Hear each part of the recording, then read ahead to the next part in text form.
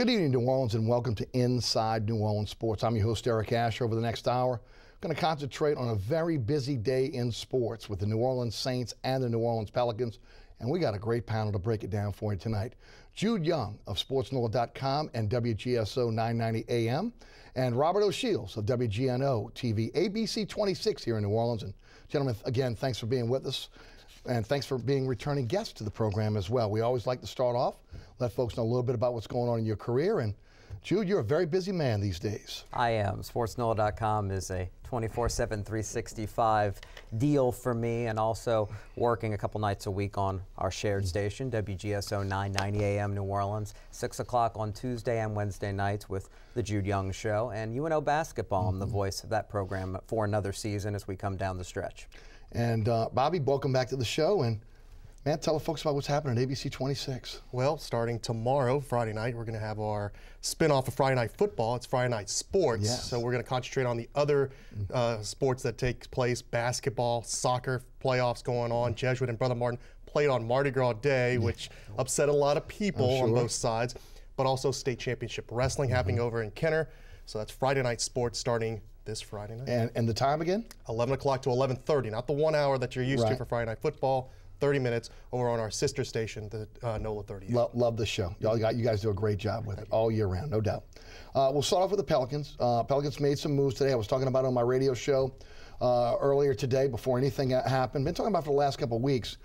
You know, I always felt that again, because of the cap restraints on the Pelicans right now, the only way they'd get involved in a deal would be kind of a throw-in team, third team in a three-team deal, fourth team in a four-team deal. And really the only asset, if you want to call it an asset at this point because of his salary, would be John Salmons, would be one of the guys they could move. Today, they trade John Salmons. They get Norris Cole in a multi-team deal. Also, other players that were involved in this. And what's interesting about this, Jude, if you go ahead and kind of break down some of the players that are going to be involved in this deal, Pelicans look like they're only going to keep Norris Cole on the roster. It appears to be that way. You know how they have to match salaries when you deal with so many different teams. The Suns and the Heat involved in the trade as well. The Pelicans needed a backup point guard. With the stress reaction, re-aggravation for Drew Holiday, you're talking about a team without a true point guard at this point. Norris Cole is a veteran who brings that to the table. Not much of a scorer or a shooter, but a very good assist-to-turnover ratio. He can run the offense off the bench. So they used Salmons to get what they needed. Justin Hamilton, a former LSU center, one of the throw-ins in the trade that isn't expected to wind up on the Pelicans roster. A couple of others, Sean Williams, who is a good shooter, nearly 40%, but apparently the Pelicans aren't interested in him. Ish Smith, another point guard from the Suns, smallish guy. I can see why they wouldn't be interested in him. But the end deal means Cole comes in and helps fill that void, and a big one without Holiday. Right. But your thoughts, Robert? Well, I thought before I saw this, I've been moving on a personal note, so I thought in the back of my mind when I woke up this morning, they need somebody, since we know about Drew's injury, we need somebody that has leadership. And one of the guys that I kind of saw that was on the board that was circling around, maybe if they could move some players around, was Jared Jack. Jared Jack was a guy that, you know, Monty really liked, really loved, and, you know, unfortunately he was gone. But to bring him back, maybe to fill in that gap while Drew was gone, that would have been a possibility. But then when I see Norris Cole, okay, I guess the only the positive thing about it, he's won a ring. Right. No one else on that team has won a ring. Sure.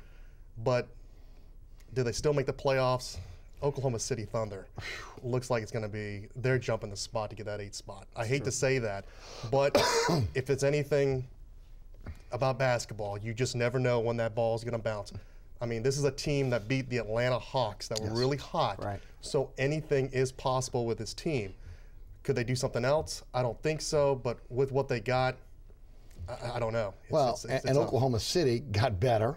The Suns, I don't know if addition by subtraction, when you lose Dragic, obviously you're losing a pretty good player, but you know the ones you're really worried about all along has been OKC, and they add Cantor and DJ Augustine, so automatically they become a much better team now going down the stretch with more depth than they had before, and they were a team that had a tremendous amount of depth. They were the better team to begin with, weren't they? Now they're even deeper, and they were very active leading up to the deadline. You mentioned restrictions because of salary cap for the Pelicans. I think Dell Demps was restricted to smaller deals like we've seen all season so far simply because of one thing, and that is I don't think he's trusted. by his superiors. I think we know that at this point. To make a big deal that could dedicate more salary moving forward, that wasn't going to happen with this team. I think he's done the best he can looking at the Pondexter trade, really filling the void at small forward with a good guy, a good presence in the locker room who can play on both ends of the court. Now Cole. They brought in some veterans with some heart, with some experience and toughness. So at least Demps did what he was allowed to do. I'll say allowed to do because of several circumstances. Well, I agree with that. Bobby? I mean, the other thing was, I actually, when we get back to the conversation, I also thought, all right, we're going to find out if the Pelicans are really dedicated to getting the playoffs. Will they make a move? Will they make a move that will be impactful? If not, then that's just a clear indication to all fans, even when they're right now when they're trying to renew season tickets and try to get season ticket holders. I think season tickets are not doing well. What are they going to do in the offseason? If they don't do anything, it just tells everybody we're looking forward to next year. We're going to be doing something dramatic. Could that be a coaching change? Because why go through a trade for a coach? But with this trade, I still think something dramatic is going to happen in the offseason. I believe if they don't make the 8th spot, if they go down to 9 or 10, big changes for the Pelicans. Yeah, I would agree with that, and I've been on board with that all along. Because I don't think at this point, I think you look at Monty Williams' body of work. Right. And again, look, tough circumstances, no doubt. We can go through all of it, ad nauseum, from the injuries to the NBA taking over to coming into a situation where the really reason why Demps and him got the job was they came on the cheap. Right. These were guys that hadn't proved anything in the NBA. They fit right into what Shin wanted when he was trying to really unload this team. And of course, now you've got the interesting dichotomy on what does Anthony Davis want going forward. Literally, you need to try to sign him to that at least the second contract, we'll call it the long-term deal. And there are rumors out there right now that, again, he has an affinity for Williams. In most cases, I believe that, especially in the NBA now, yeah, you go to the superstar. The superstar is the guy that kind of calls the shot there. So it'll be interesting to see what happens there with Williams in the offseason. Some are saying, well, man, if they can get a +10, +15 in terms of games won this year, that should be enough to have him stay. I think the fan base wants a playoff team. They're not looking for increments of wins getting better slowly. It was really kind of build to this fan base that we want to get good now, quick, around Anthony Davis, and they haven't done so overall, and a lot of that has to do with injuries, but the injury bug, the injury thing has shipped.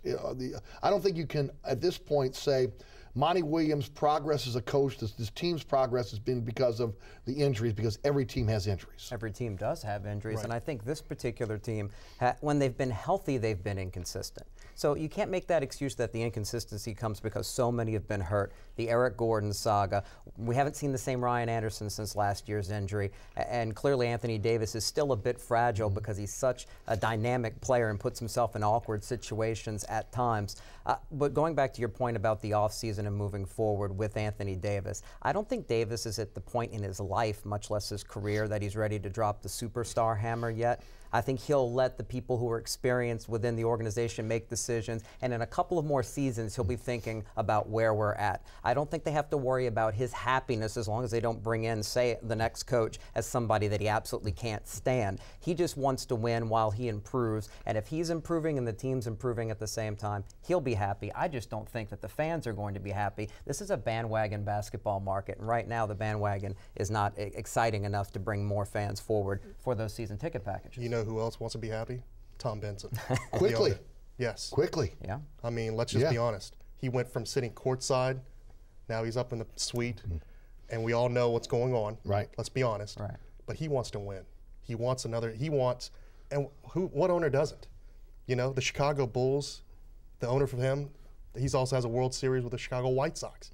So Tom Benson wants to be in that same group. Yes. I have a Super Bowl championship. I want an NBA title. Right. How do I get that? You just got to look at those contracts and just try to expire them, get them out of the way, and get who you need to bring to win that championship. Get somebody to surround Anthony Davis and get that title. And because I don't think all along the pieces that they put together have been a cohesive unit. You've had some duplication in terms of the players that Dell Demps has brought in, really kind of a guard-heavy roster. And honestly, really haven't surrounded surrounded Davis with the players that he needs to be successful. And, you know, I guess you can't put that on Williams, but again, Williams at this point has to deal with the players that are there. And when you look at the way the cap has been managed by Dell Demps right now, leaves a lot to be desired. He's made some pretty good deals, not great deals, some pretty good deals, but overall, the worst deal, the deal that may be the doom of Dell Demps is, again, re-signing the offer sheet to Eric Gordon, which has been an albatross around this team's neck for years now. I've been defending that move, though, at the time. He was the only true asset from the Chris Paul trade. He seemed to be an emerging young star. I understood why he made that decision at the time. I'm more critical of the either or versus both between Drew Holiday and Tyreke Evans. It didn't make sense to bring both of those guys in when you have that salary dedicated to Gordon, dealing with the salary cap, needs in the front court. Remember, at that time, they didn't have a center. We'll see if Asik sticks moving forward. We'll know that this offseason. And clearly the small forward void, where they still don't have anything more than a borderline starter backup now in Pondexter. He's the best player they've had at that position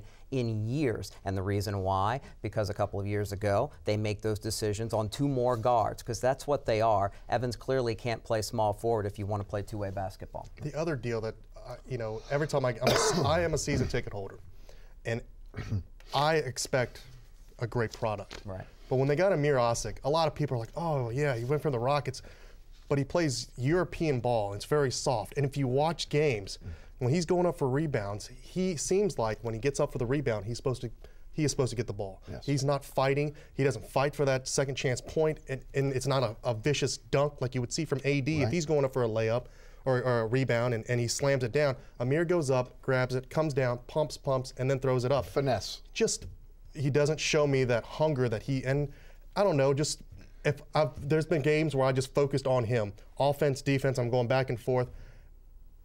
He doesn't have no communication with the other players of where he's going to be. He doesn't yell for the ball. He doesn't do anything. He has no verbal communication on that court.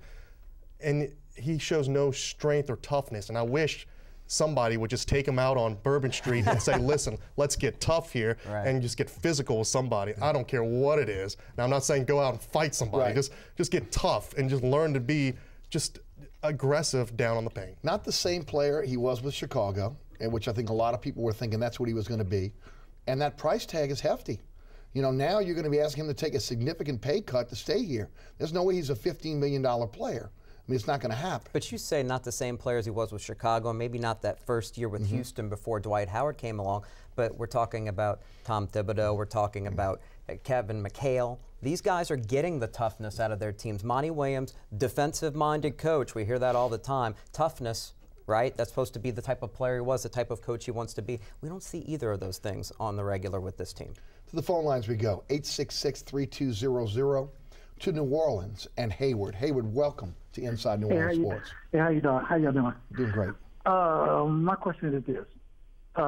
Is Mark Jackson too expensive to be the next coach? Can afford him? Because Marlon Williams really need to go because he's not an aggressive coach. But I think we need an aggressive coach. And the center that we have needs another power forward to work with him. And another thing, since I saw the news not too long ago, they say that Julian Gillette was cleared of all the charges. But my question about Julian Gillette is, do you still think he still will remain as a Saint? And I will sit back and I listen to you. Thank you. Hayward, thanks for the phone call. We're going to get to the Junior Gillette situation in just a few minutes, but I don't think money's never been an option with this franchise. Do you think money's an option on going out and getting a top quality coach and general manager? It was when Shin bought this team. I don't think it is with Benson. Just like he says, he wants to win. Tom Benson's not worried about the money to pay for a coach if he believed that it was the right coach. I don't think right now that Dennis Lauscha and Mickey Loomis, the people who are really making these decisions, they don't know that if they're a coach away. They don't believe that right now. They're trying to see how the roster shakes up. And I will continue to say this, between Dell Demps and Monty Williams, I don't think they're going to, if they wind up being forced out, they're not going to be forced out together. And if I had to put money on it, I would think Dell Demps would go first. I think Monty Williams, barring a complete collapse this season, will get another year because they believe in him more. I think there are a lot of people out there who are critical of that concept, and I'm one of them, but I think Monty has the job security, or they would have made a move by now for a George Karl, a Mark Jackson, and that close relationship we keep hearing about with the organization and New Orleans native Avery Johnson. Yes. Well, right before the All-Star break, I was looking at the roster, and I looked at the record, excuse me, and I went, wow, if they wanted to get rid of Monty, it'd be a perfect time because we had a losing streak going in, just to say, you know what, we gotta let go of Monty, we gotta pick somebody up like Carl. But then another name started circulating with the whole Kevin Durant thing. Coach Brooks over at OKC is on the hot seat. Yes. And I sat one Sunday and I went, what if he were to come to New Orleans? If there was some way to get him out of Oklahoma City and to come here, maybe Anthony might like that. There's going to be good coaches available coming up. You mentioned Brooks potentially. Another guy was the guy that was the first choice the last time around for the New Orleans organization, Tom Thibodeau. Yes. He apparently is having a Jim Harbaugh type effect with the Bulls, Yes. and no matter what happens with them this season, he may be out. And that's a guy who can, as I mentioned, he knows how to coach a defensive-minded team and can really whip this team into shape potentially if he wanted to come here. And has a good relationship with Anthony Davis from the time with the U.S. national team as well, no doubt. Drew Holiday now out at least 3 more weeks with the stress fracture. Probably the reasons why they made the move to bring Norris Cole in. Guys, I love Drew Holiday. I loved him at Philly. I thought it was going to be a great deal. But, I mean, again, you're giving up 2 lottery picks for a guy that just hasn't been on the court for you. Again, that's no fault of the front office. You can't foresee that. He's not a guy who was injury-prone before he came to New Orleans. But the question is, again, when you look back on this deal now, no one can really – you can't predicate this deal on what Philadelphia did with the picks. They did what they did with the picks. It's what you could have done with the picks. Was this, look now, hindsight 2020, looking at the time he's lost over the last 2 seasons, is this a good deal for New Orleans? That's talent evaluation at the time. Everybody thought that if the Pelicans kept that 6th pick at the time, it was going to be Trey Burke out of Michigan. It wound up being another guy they were looking at, Michael Carter-Williams, who wound up with the Sixers, who would have been the type of pick where he's proven to be durable in his young career. He can defend. Former Rookie of the Year. Exactly. So that's where you start to look back, and hindsight again is 2020. I liked the Holiday trade at the time. I was much more critical the following deal with, as I said earlier, Tyreke Evans. He's been hurt, plain and simple, the last 2 years. You can't project that. He was much more durable in Philly. You hope it's just a bad stroke of luck at this point, and that will change when he comes back and he won't have injuries for a while. But injuries have been part of the luck factor that helped the argument for both Monty Williams and clearly Dell Demps. I was kind of disappointed with the injuries, but when we got him, I was like, Right. We have 2 Drews that are going to be the man here in New Orleans. Drew Brees, Drew Holiday. I was on it. I was like, yes, let's do it. Now it's like, okay, Drew's hurt. Again. Right. You know, you almost want to go, is his name really Eric Gordon? Like, is it getting to that point now? I hope not. But I guess the big difference is Eric has been known to say that he wants to get out. But it's devastating that you have that potential, but also it's devastating you just saw what your lottery picks picked up. Yeah, well, and again, look, healthy, I think it's a great deal. A guy that can't get on the court, and, you know, again, we don't know the inner workings of what's going on. We don't know if he's injured or he's hurt. And there's a big difference between injured and hurt. Right now, it seems that he can't get on the court.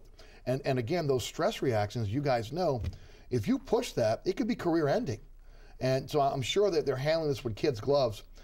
You mentioned Ryan Anderson. That's another one. Coming off that injury last year, again, just has not been the same player this year. We shouldn't be surprised, should we, that there could have been an issue with consistency for him. The guy landed on his head, essentially, in Boston. It's been over a year now, and he's been far streakier than he was in his emergence with the Magic and at this point in his career. He's still an asset, though, and he could come around at any time. We may not see that until another offseason for him to work on his body, perhaps, and figure out what he needs to do in that area and to continue to try to refine that shot. We don't know. He hasn't said anything that tells us that perhaps his shot, his actual stroke, has been affected by this, and that's his meal ticket. Let's hope not. But until then, he is an asset, and he is somebody that I think in the end has to be moved because he should be starting for somebody at power forward, and he's a luxury that the Pelicans clearly can't afford because they're soft. You don't believe in Asik. I think a little bit more of him than that, but they've got to find somebody that can play next to Anthony Davis in crunch time, who is physical and tough and can make the key plays around the rim on both ends of the floor. Robert, your thoughts? Well, I mean, Ryan is another guy that he's a great guy to be around. I mean, yesterday at practice, he was joking because he's not from here. He wants to know how the street is so clean after Mardi Gras Day.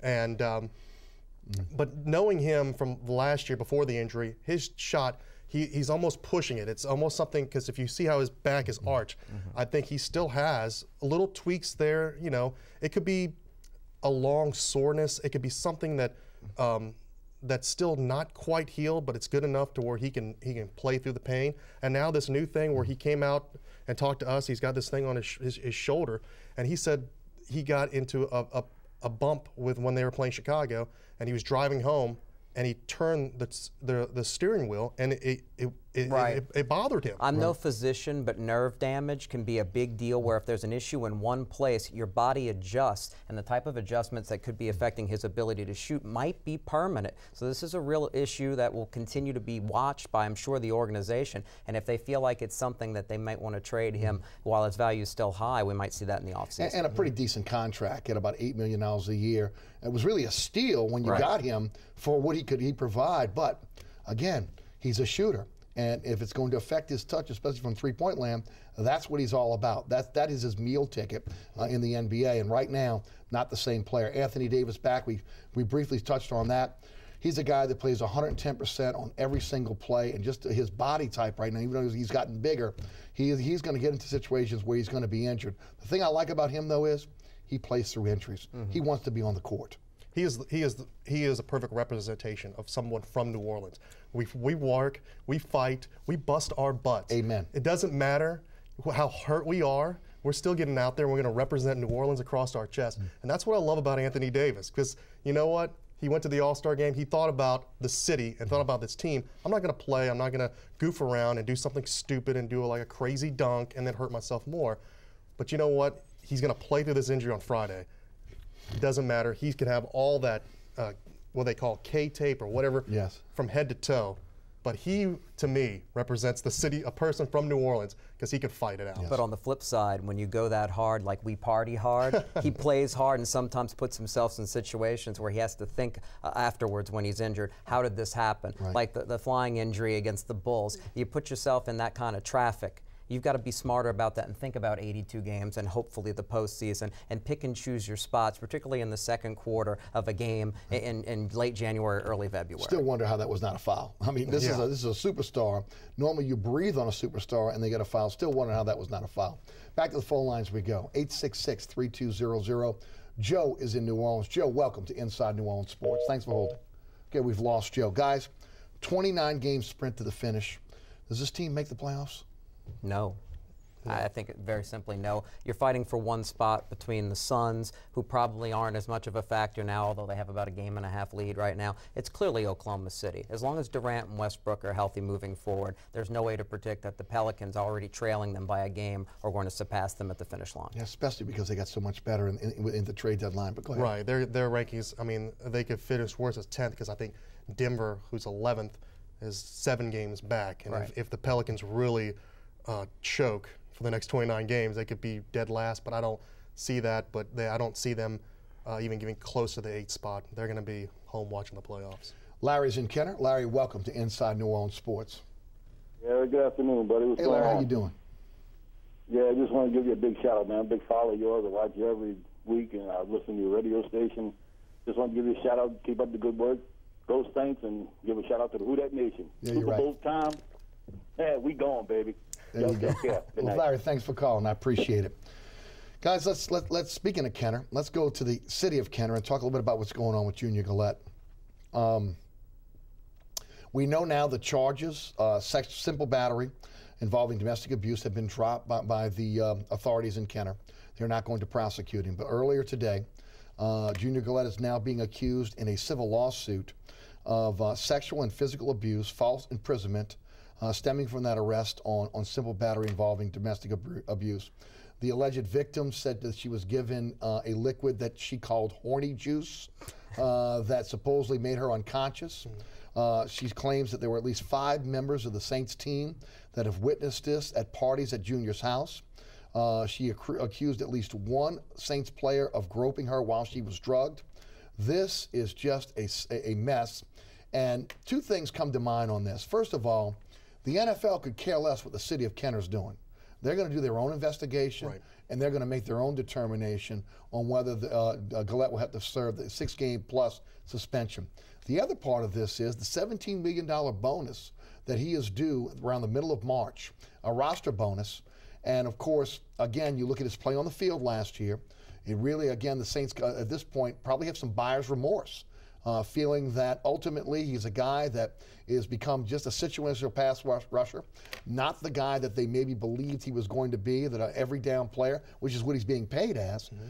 And of course, now you're in a situation where you've got his leadership in the locker room, being a captain on the team, a representative of the Saints. The comments that were made about the former players who, again, are revered in this town, in this organization, for what they did to bring his team to the Super Bowl. Some of the stuff that he's done on Twitter with having arguments with fans back and forth. I mean, it shows immaturity on his part, but it also shows that maybe, again, there are some issues off the field that maybe the Saints don't want to be involved in right now. And I've said it on my radio show, I've said it on this show, I don't think Junior Gillette will be with this team. I don't know if it'll be in March or after June 1st, but I think when they kick it off, he will not be a New Orleans Saint. Jude, I'll take you first. I know you've been watching this very closely. Your thoughts? Well, the whole story here is due process in 3 different areas. Right now, we've seen the criminal process lead to the misdemeanor charges being dropped. Now the civil case comes along on the same day. It's being called a shakedown by Junior Gillette's attorney. We'll see where that goes, and you mentioned other players allegedly being involved on that side. And then, of course, there's the NFL, which doesn't care about any of this. If they see enough evidence that tells them that this was some sort of misconduct off the field, perhaps fitting under the domestic violence policy that's emerged in the last year, then the Saints could make a move to void Junior Gillette's contract completely. You mentioned mid-March being an important date. It could happen by then, but the Saints have been sitting back and letting things happen. In the end, though, I agree completely with you because of questions about his leadership as a team captain on and off the field, in the locker room. I wouldn't be surprised at all, and I almost expect, like you do, that the Saints will drop him and void his contract. Glad you mentioned that. Something I didn't mention yet. Again, Gillette's attorney is calling this a $2 million shakedown, claiming that the attorney for the alleged victim was trying to get a settlement out of court to keep all this quiet. When they turned down the settlement, that's when the attorney for the victim went public with this today, really on the heels of them dropping this case from a criminal standpoint. Robert, your thoughts on this? Well, first, like I had a lunch with a former Saints personnel. I'm not going to elaborate on their position, but they told me that with Junior and the Jonathan Vilma incident, Junior should have just kept his mouth shut. Sure. From the beginning. And he not only peed off a lot of people, former players, but the current players in that locker room. Right. So it also tells you that that locker room does not want Junior Gillette back. And I think that's going to be a big factor in this decision.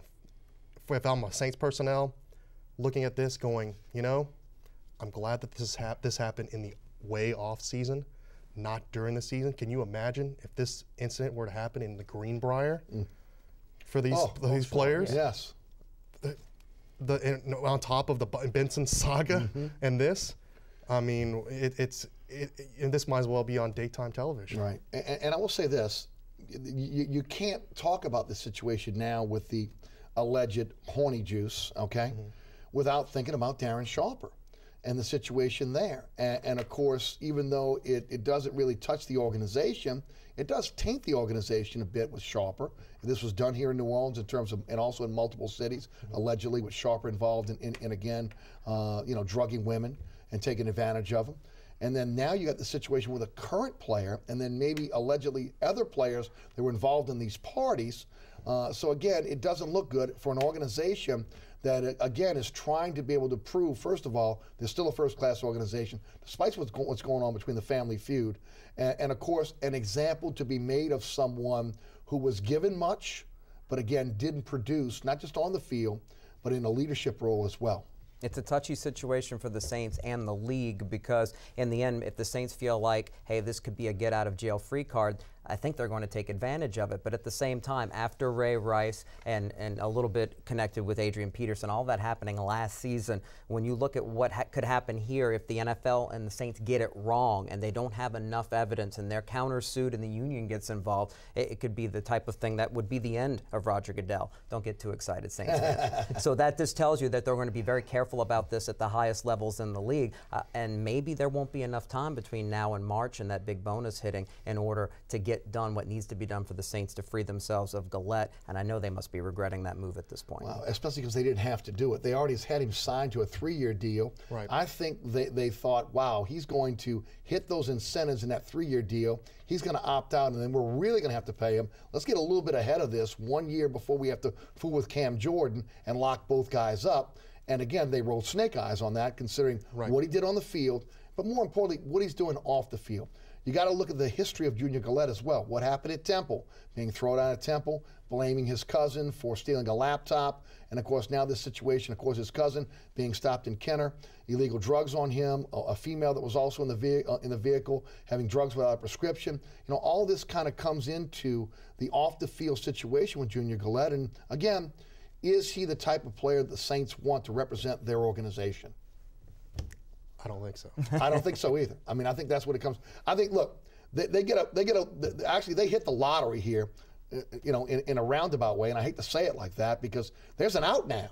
They have an out, a true out. Yeah. You know, with again this conduct clause in his contract, whereas before they probably would have had to eat the dead money. They may have to eat some, but this is a situation that, you know, Junior may be better in the next place he goes. Okay, that again, the situational pass rusher, but here in New Orleans at this time, probably just not the best place for him. Let's head back to the phone lines, and then we're going to take a quick break. Let's go to Uptown, and John has been holding. John, welcome to Inside New Orleans Sports. How you doing? Hey, John. I have a question about the Pelicans reserves. Didn't really make any moves during the trade before the trade deadline, and I thought they really could have taken advantage of, you know, maybe trying to move Eric Gordon or possibly packaging up like Luke Babbitt and Alexia Jenks. Because, you know, right about now, Eric Gordon's, you know, running a good $50-something+ million tab, and he's only producing about, you know, $20 million worth of dog crap, you know. So I just want to see what your thoughts are on that. Thank you. Thank you for the phone call. I think the stretch provision will be used on Eric Gordon next year. If they were takers for Eric Gordon this year, I think they would have jumped all over it, despite the fact that he's playing better, despite the fact that he's bought in to what the team wants. But again, as I mentioned earlier, I think the albatross around this team's neck in terms of making multiple moves they could have made over the last couple of years is the fact that you're paying about $14 to $15 million a year. Bobby, your thoughts?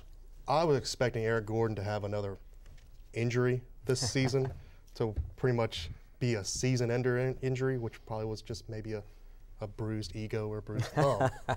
But he, you know, I'm not going to jump on him on the bandwagon for him, but he has been out there. He has contributed in some games. I think someone, maybe his agent, maybe his buddy down the street, I don't know, someone told him, you got to quit being injured because other teams are looking at you like you could be a problem.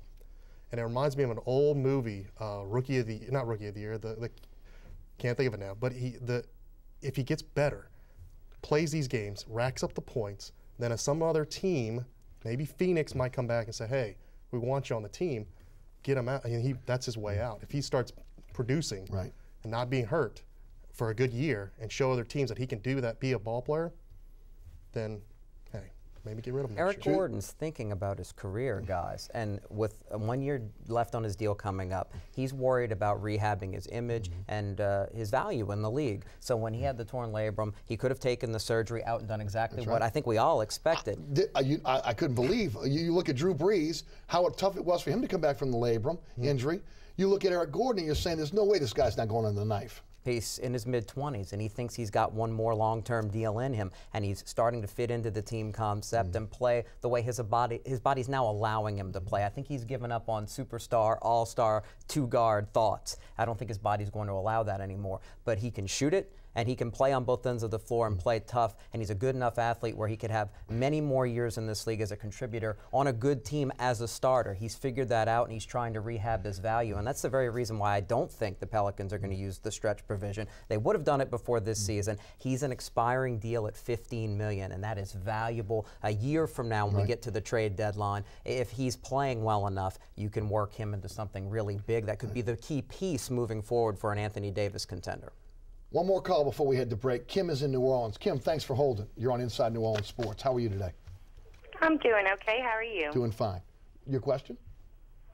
Well, I wanted to see these 12 other players. When are they going to come out and tell us who the other participants were and how they plan on dealing with this?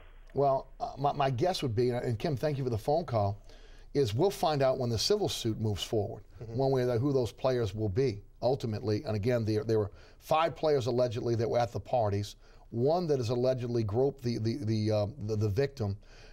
So I think we'll find that as the civil suit moves forward on who those players are. My guess is the New Orleans Saints already know who those players are. Oh yeah, guys, I mean, they got people that's one step ahead of even the legal system. They've got security people.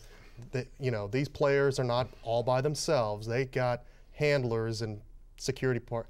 If they get in trouble downtown at a Metro bar or a New Orleans bar, one phone call. There's a guy with a card. Pick him up, take him home to get him out of the trouble, get him out of the limelight, get him out of from nowadays with a cell phone with one click, bam, tweet, Facebook, already up there.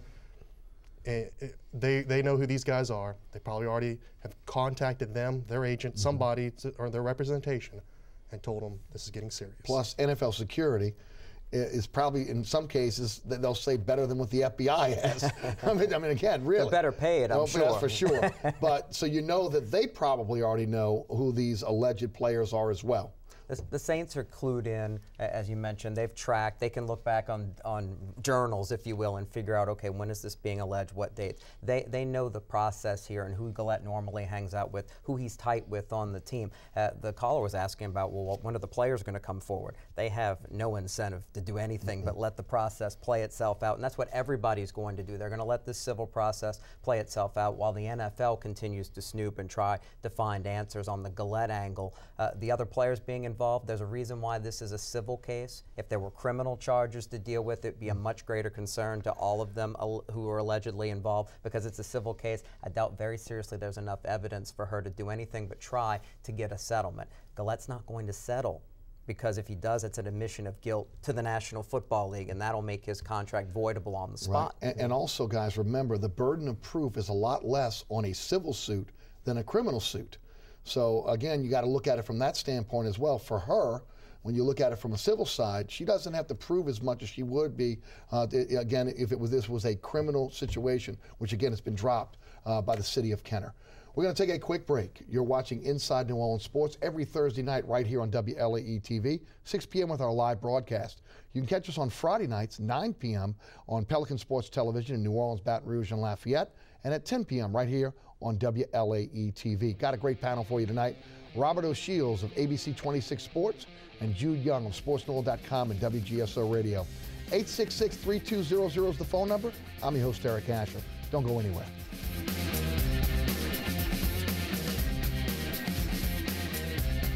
Inside New Orleans Sports with Eric Asher is underwritten by... Located on Lake Pontchartrain, Brisbee's Lakefront Restaurant and Bar offers traditional West End favorites, a scenic view, oysters, and numerous tasty options. More information is available at 504-304-4125 or brisbeesrestaurant.com. Mr. Ed's Oyster Bar and Fish House has been shucking here since 1979. Located at 3117 21st Street in Metairie, Mr. Ed's Oyster Bar and Fish House offers raw, fried, and grilled oysters, as well as a range of Cajun and Creole dishes. Enjoy a dozen with a smile. My life is full of statistics. Thing is, I could have dropped out of school and become one myself, but I didn't, because I had people that believed in me. Here's another statistic. 7,000 students drop out every school day. That's one every 26 seconds. It's time that students know that we believe in them. Inspire a student and share your message of support at boostup.org. Welcome back to Inside New Orleans Sports. Great panel for you tonight. Again, Jude Young of WGSO Radio and SportsNoel.com, and Robert O'Shields of WGNO ABC 26 Sports. The number 866-3200. We're talking Saints, we're talking Pelicans. If you want to talk about LSU, Tulane, or UNO, or maybe, again, if you're going to be watching this from Lafayette, one of the teams in Lafayette, you can do that as well. Guys, let's stay with the Saints for a moment. My gosh, the coaching staff expands. What is it, 24 now? Is that what it is, the number on that? I think so. I've mused that this is a byproduct of them not having their finger on the pulse of what was going on with this team last year in terms of, again, jettisoning the veterans and having a lot of young guys who just didn't step up and become the leaders they needed to be, did not mature under fire, and that maybe they needed some other coaches that were a little bit more involved in what was going on day to day with these players, especially with their position groups, and that's why we've seen this coaching staff expand.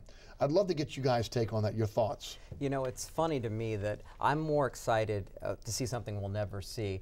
People always want to see a depth chart for a team. I would like to see an org chart, an organizational chart of the coaching staff, so you can tell me where Dennis Allen, senior defensive assistant, fits in with Rob Amen Ryan. to that. Who's in charge here? You've got to believe Rob Ryan is now looking over his shoulder, and I don't know how that affects performance that you're going to get out of players. People need to know who's in charge, and for the Saints, with Sean Payton as the head coach, he runs the offense. Whoever the defensive coordinator has been fully in charge of the defense, making 99% of the decisions. Now with Dennis Allen coming in with NFL head coaching experience with the Saints on winning teams, Super Bowl winning team, you have to wonder if this is one of those slow transitions out that are the best case scenario where the Saints are still decent next year and can be a playoff team, but you wonder if Rob Ryan's still going to survive. If I were him, I wouldn't feel too comfortable with the situation. And that's the biggest story of the coaching moves, clearly. I'm with you. I think it's his title, Dennis Allen's title, is a secret word for co-defensive coordinator. It seems like it.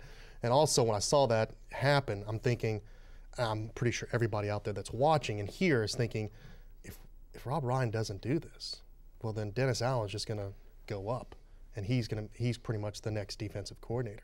You have to understand what Dennis Allen has done. Now granted, he was with the Raiders organization that was not great, but at certain times that defense did do well. Also, you have to think about it. Dennis Allen was here when Tracy Porter intercepted that ball down in Miami and gave the Saints a Super Bowl. So he's got that proven track record. This coaching staff, I mean, they need numbers on their back so we can tell which one's which, because there's just so many of them. Yeah. Guys, you know, it was mentioned on this program a couple of weeks back that one of the reasons why Rob Ryan even stayed around is his son is a senior at Newman and didn't want to uproot the family in a senior year. As we've seen a lot of coaches don't want to do that. You know, they're vagabonds as it is, and the last thing you want to do is uproot somebody in their senior year. Otherwise, that maybe, you know, Rob Ryan would have said, you know what, forget about it, I'm going to move on. But I wonder about the possibility of a split allegiance in that locker room, especially on the defensive side of the ball. If things are not going well, will there be factions that are behind Rob Ryan? Will there be factions that are behind Dennis Allen? And that's the only thing that I wonder about now when you looked at that press release and Rob Ryan was way down on that press release, and of course Dennis Allen, senior assistant. So Sean Payton is rolling the dice here. Obviously he's holding on to a guy he likes, part of one of his guys. But ultimately, again, this could cause problems down the line if this defense doesn't turn it around. Then if they do turn it around, who gets the credit? Is it Allen or is it Ryan? It's a greater problem potentially for a team like the Saints on that side of the ball because they're so young, and we talked about with the Gillette situation, one of the defensive captains, all that leadership that's left the locker room over the last 3 seasons. They lack maturity. And even Sean Payton today publicly admitting such a problem. So you wonder right now if there are split loyalties or just whispers of who's really in charge here, if that could be enough to be a divide in and of itself, because you need, particularly on the defensive side of the ball, everybody on that unit believing in the scheme, in the plan, and one voice that they know is in charge. And we had that 2 years ago with Ryan. He may not have that cachet now. Well, in the media, when we ask the players, we've asked them, you know, do you like Rob Ryan? And all of them, like, we will go up to bat for Rob Ryan. We love Rob Ryan. We'll do anything for Rob Ryan. That's what they tell us. But I'm wondering what it is behind the scenes when they're saying that to us, just to put that smoke and mirrors up there. What are they really saying? They're like, he's got to go. He's not fitting the schemes are terrible. It doesn't fit us. Too complicated. It's too complicated. The knock against him. Right. Let's see what Dennis Allen does, if he adds something else to the mix, or does he simplify the things where it's easier for us to do our jobs. You know, Ryan always knew Joe Vitt was the eyes and ears of Sean Payton in that defensive locker room. But now there is again, literally two sets of eyes that are watching what he's doing. It'll be interesting to see how that plays out. Great point, because then Joe Vitt might be the swing for the whole locker room on that side of the football. Because you have to believe Joe Vitt, after working for years with Dennis Allen, who grew up under his wing, so to speak. They might have the closer relationship, and the players see that. You can't hide that. If Rob Ryan looks like he's out on an island trying to run the show, but the camaraderie amongst the other defensive assistants is clearly separated to a different leadership, and they know Joe Vitt's not going anywhere as long as Sean Payton's the head coach. That's been proven. Hey, there's a lot to see as far as how that's going to work out. Anything you could add? Jude said it. Today, Sean Payton on NBC Radio had some comments about his team. Jude, could you enlighten the audience? Well, the point that was very important, since we're looking at the NFL Combine going on in Indianapolis right now, wondering what the Saints' needs were in the offseason, and he pointed out in order: cornerback, offensive line, and edge pass rusher. All three of those awfully interesting. When you hear cornerback, you think, after Stanley Jean-Baptiste being drafted in the second round last year, and you've got to believe they're hoping he'll do something in year two. Are they going to invest another high pick there, or are they going to spend the money on a free agent who can start? More likely the latter. Offensive line, I think we all know that the guards on this team are regressing. Both Jari Evans and Ben Grubbs, you have to feel like the downward slide in their early 30s has happened. They may go young draft-wise there. I don't think Sean Payton's the type who's going to tip his hand, but if he answered the questions honestly, those two make a lot of sense at those positions. And then clearly edge pass rusher. If Junior Gallette's not going to be around much longer, it makes sense that that'd be a crucial need, because he's the only true edge pass rusher on the roster. Right. And, you know, watching the games last year, I was looking at it and thinking about, even when the movie Blindside, everybody's talking about the tackle position. You know, you got to have if you have two good tackles, the quarterback's great. Depends on the quarterback. Sure Drew does. Brees has to see down the middle. Yes, he does. And it starts with the center, and it starts with the guards. The guard, you're right, you hit it on the head. They got to have some guards, because Drew Brees, if you ever notice, he looks up and he's looking straight ahead. He's fine with Zach Strief and Armstead as his tackles. Agreed. He's fine. But it's those guys that are in the middle where he majority throws it down in the middle. And has to step up. And has to step up. So that's different. Everybody says tackles, but for the New Orleans Saints, it's up the middle with the center and guard position. I couldn't agree with you more, Robert. I've said it, and I've been saying it for a long time. Obviously, when you look at Grubbs and Evans, both guys have not played up to their contract recently. I don't think both guys will be here next year. I'm guessing probably Ben Grubbs will be gone. I had Larry Holder on my show today. He thought both would have to take a significant pay cut. Maybe that's the case. But I do think it is a priority. And I know the Saints like to go middle rounds to be able to pick a offensive lineman. This may be one of those years they kind of go against the grain, and maybe they start looking in the early rounds. Maybe they don't have the faith in Lolito that you think they have. You know, again, couldn't beat out a guy in Goodwin who was really playing on one leg last year. So, again, guard, center, I think it's a priority. You mentioned, as Peyton mentioned, cornerback. You know, a cornerback, do you really want to take a chance on a rookie cornerback at this point? This may be something that you got to go in free agency and you got to be able to get that bookend, but you probably need more than one. Because, again, we've already seen with injuries and really just in cornerbacks in general, you need three good cornerbacks to be able to compete in the NFL. And, again, you mentioned the situation with Junior Gillette, edge pass rusher. That doesn't surprise me. I will also say a linebacker that is athletic, that can move sideline to sideline, something they haven't had on this team in a long time. To me, those are the four needs on this team. And they may have to get multiple players at those positions before it's all said and done. Because, again, I think it's also that they're going to take this move cautiously because of what they saw happen on the defensive side last year. You don't jettison guys who have Super Bowl experience, who know the Peyton way, just because they haven't lived up to their contract or they're getting old. maybe they might slow that down a bit simply to get that continuity within the team. Your thoughts, guys? Well, this team's the furthest in the NFL over the salary cap right now, and there's only so much they can do to work themselves down. They'll get under, but they won't have that much flexibility. And if they were to say just go after one starting cornerback with the money that will cost, that limits them across the board with whatever else they can do with veterans and free agency. They may wind up doing that. They may go with two cornerback options who are more up and coming, that aren't proven but have played in the league. I don't know what they're going to do there, but I do know this. This would be the year, 13th overall pick, you look to trade down and acquire picks. We mentioned so many needs. The best way to fill them with a full complement of draft picks finally is to add some more. It's like throwing darts at the dartboard. The more darts you have in your hand, the more likely you are to hit a bullseye.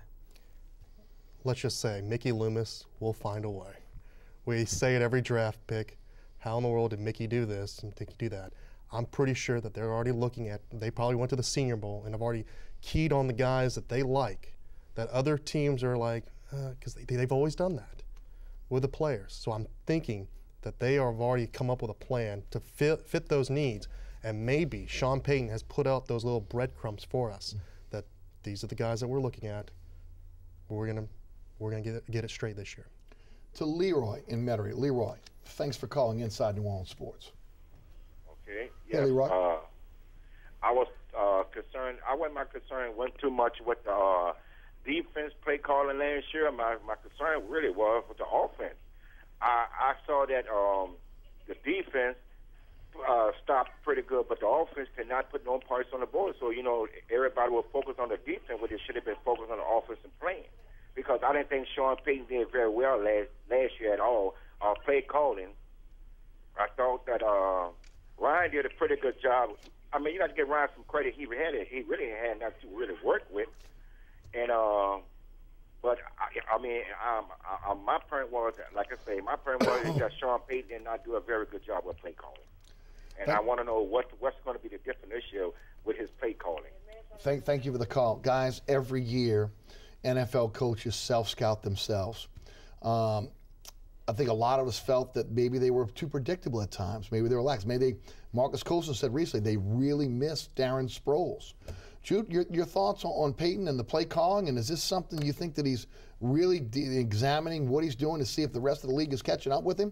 Offense, defense, and special teams, none of those units are independent of one another. They coexist in a 60-minute game, and field position becomes the key. And once again, like we saw in 2012, the Saints had terrible field position most of the time. And for a team with Drew Brees at this point in his career, who's a little bit more limited in throwing the deep ball, you've got to put drives together as a result. And it's hard to score touchdowns in the NFL when you need 10-plus play drives. The defense needs to improve. That will help the Saints' play calling. It's certainly hurt that Brandon Cooks wasn't the big play threat that they were expecting before he was injured, but they still have enough weapons that they like. I'm sure they'll find some bargains, whether in free agency or certainly in the draft. I have complete faith in Sean Payton's play calling. I'd like to see the defense over 16 games put that offense in better positions to score. Where they start the drives have as great an impact on what's going to happen as far as scoring points or not as anything else.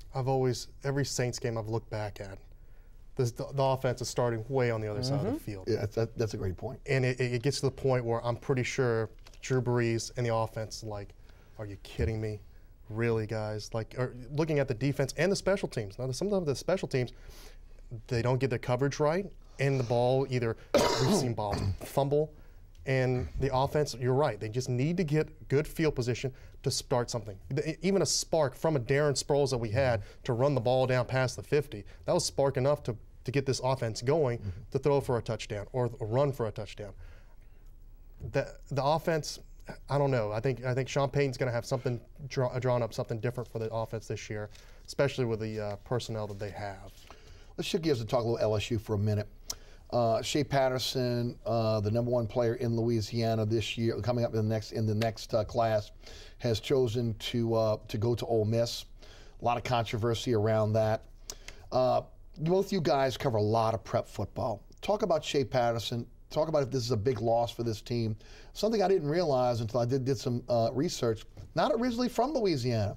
Was originally from Ohio, moved to Texas, then moved to Louisiana when he went to high school. So really doesn't have that rah-rah LSU ties. Jude, I'll take you first. Your thoughts on Shea Patterson and what it means to this to the LSU program not having him sign. And you mentioned ties on top of that being in North Louisiana right now, Calvary Baptist. That's open country when you talk about Texas and the connection there along I-20, if you will, into Mississippi, who wound up winning the battle. But an important piece of that is that they are hiring Patterson's brother as a coach, Ole Miss, and that's crucial. And he's much more comfortable with that offense. He's comfortable in the spread. That's what Hugh Freeze, the head coach of the Rebels, is going to run. It's a better offense for him. He's 6'2". He can make all the throws, a good enough athlete. And if I were him and I had no allegiances, and he doesn't in this case, between Ole Miss and LSU, I would pick the Ole Miss offense. It fits him better. But LSU has a great commitment at that spot. 6'6", Felipe Franks, who is highly regarded, who already has good mechanics, and they think he can be great, but he isn't quite as developed as Patterson, who may be a finished product. And that seems to be the old story with LSU, going for potential over polish, and we see where that's gotten Les Miles at times. Most of the time, and problems at quarterback have been the result. So I can understand why LSU fans would have some trepidation about how that went down. But 2 top quarterbacks going to one school. Right. Come on. I mean, that's you never really thought that was going to happen, right? Yeah. I mean, that's never going to happen. And the thing is, the modern age now with Facebook, Twitter, I mean, they could look each other up, talk, and say, you know what, you're going to LSU. I could see you just starting, and I'm just going to be the bench warmer. The only time I'll play is when we play so-and-so university that just coming over here for a paycheck, and I'm going to throw touchdowns here and there. I'm going to go somewhere else where I know I'll be the man, I'll be the starting quarterback. And that's what Shea looked at. What about this season? Obviously, they've cast their lot with Jennings and Harris. Good move, bad move, Robert? I don't know. It's got me baffled and thinking, like, LSU is, and Les Miles, all I have to say is they just surprise you, either in a good way or a bad way. You could be upset with Miles one week, the next week you're ready to give him a contract extension. With the Jennings thing, he's just, I don't know.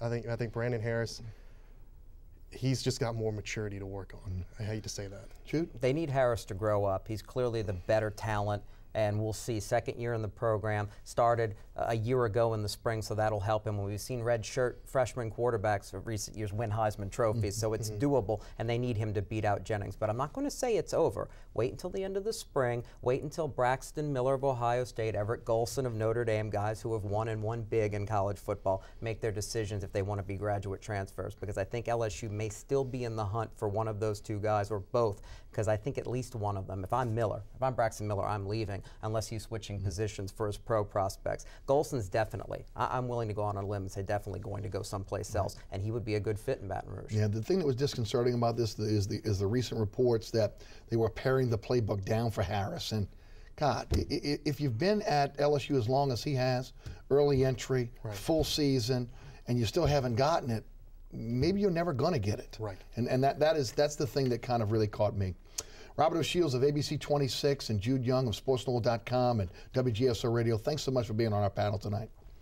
And thanks so much for watching. Remember, there's a rebroadcast of this show each and every Friday night at 10 p.m. right here on WLAE TV. You can also check us out at 9 p.m. on Friday nights on Pelican Sports Television in New Orleans, Baton Rouge, and Lafayette. Don't forget, you can also catch me on the radio, 9:90 a.m. WGSO, weekdays 11 to 1 p.m. Also, you can check us out on the web. You can download the podcast or listen live at ericasher.com. And if you missed any of the previous episodes of Inside New Orleans Sports, you can check those out at ericasher.com as well. Again, special thanks to our guests, Robert O'Shields and Jude Young. Also to the WLAE production staff, including Ron Yeager, Jim Dotson, Donovan Joseph, Kenny Juneau, Philip Williamson, Amanda Lyons, and my director, William Hill. New Orleans, thanks so much for watching Inside New Orleans Sports. We'll see you right back here next week on 6 p.m. on Thursday night. Have a great evening.